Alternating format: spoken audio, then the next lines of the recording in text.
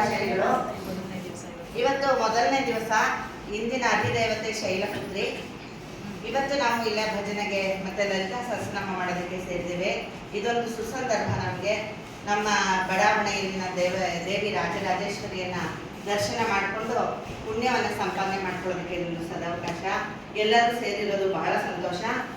ಇವತ್ತಿನ ಸುಸಂದರ್ಭದಲ್ಲಿ ನಮ್ಮ ಗೆಳತಿಯಾದಂಥ ಬ್ರಹ್ಮ ಖಡ್ಗೆ ಅವರು ದೇವಸ್ಥಾನದ ಕಟ್ಟಡ ನಿಧಿಗೆ 2ನೇ ಬಾರಿ 5,000 ರೂಪಾಯಿನ ಕೊಟ್ಟಿದ್ದಾರೆ. 5,000 ರೂಪಾಯಿ.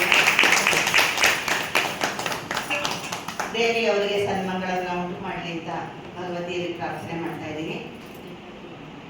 ಎಲ್ಲರಿಗೂ ಒಳ್ಳೆಯದಾಗಲಿ.